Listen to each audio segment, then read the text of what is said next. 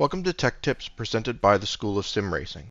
It is a simple fact that when a car goes around a corner, the inside wheels must travel less distance than the outside wheels. One way to achieve this is by staggering the wheels. In this segment, we are going to explore what is stagger and how to use it to improve cornering. Stagger is the difference between the circumferences of two tires on the same end of the car. The circumference of the tire is the distance traveled for each 360-degree turn of the tire. The stagger number is the difference in the distances traveled by each tire. For example, a stagger neutral pair of tires, where each tire is the same circumference, will travel the same distance, and the car will go straight. For a 10-inch stagger pair, the larger tire will travel 10 inches further than the smaller tire with every turn of the wheel.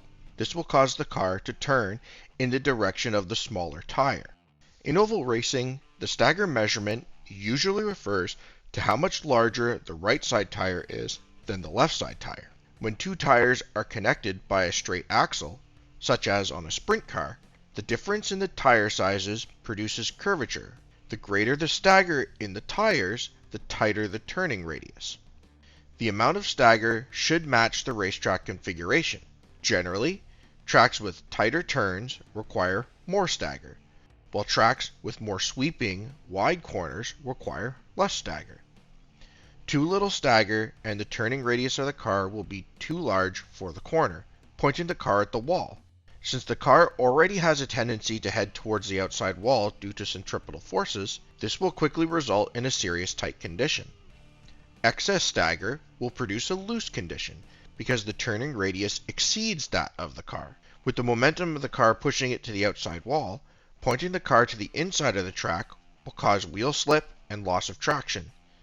The ideal amount of stagger for any given track will be the configuration that produces a turning radius that best matches the curvature of the corner.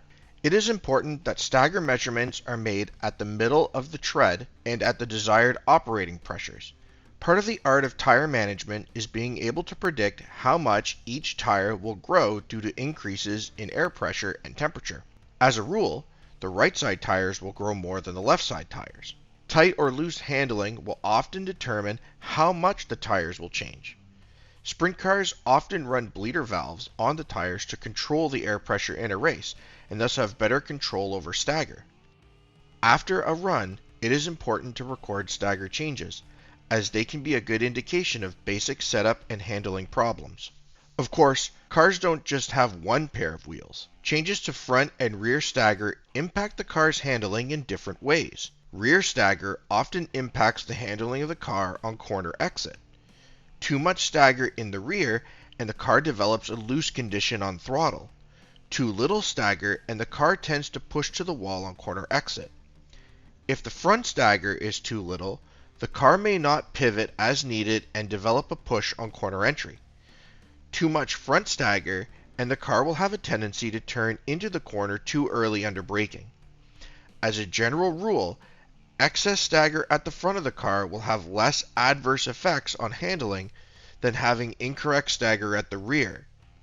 The ideal amount of stagger pulls the car to the left on entry and under braking and helps turn the car under throttle.